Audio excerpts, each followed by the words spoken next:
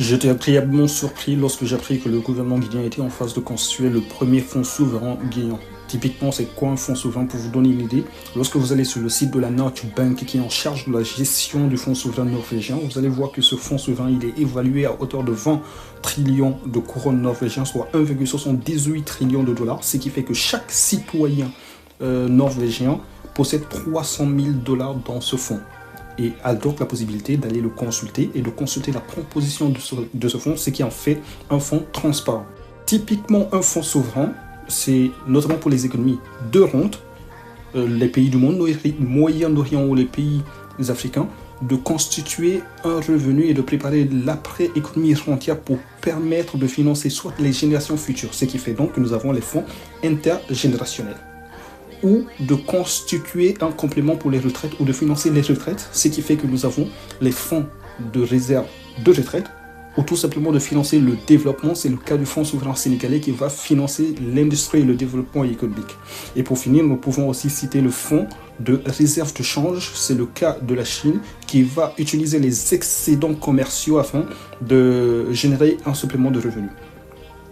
On peut se poser la question à savoir pourquoi la France et les États-Unis, entre autres, n'ont pas de fonds souverains.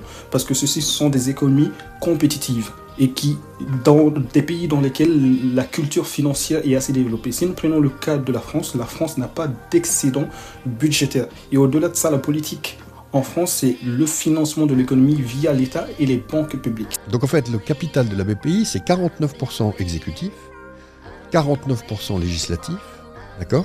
Et 2% privé. Ok. Donc c'est un animal très particulier. C'est-à-dire qu'il n'existe nulle part ailleurs dans le monde ou il y a d'autres pays nulle part ailleurs dans le monde. Si nous prenons les États-Unis, la culture financière elle est plutôt celle du marché. Ce qui fait que nous avons des fonds d'investissement et des fonds de pension qui jouent déjà le rôle d'un fonds qui finance des actifs économiques. Néanmoins, Donald Trump a déjà évoqué la possibilité de la création d'un fonds souverain aux États-Unis.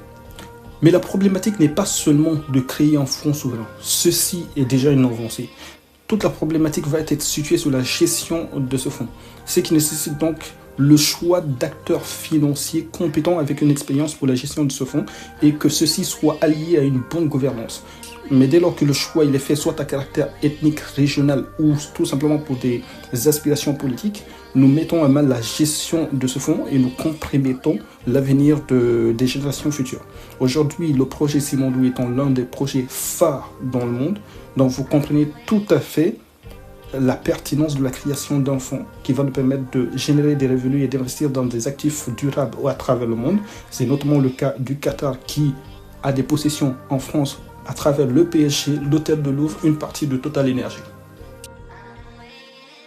Téléspectateurs, de décrire ce mouvement de masse spontané qui salue les membres du comité ministériel. Tous les actifs douteux engrangés par les organismes de crédit, assureurs et autres banques seront rachetés par le Trésor américain. Journaliste 400 blocage aussi. Allez donc demander à Vladimir. Puis, sera votre argent, il y a rien.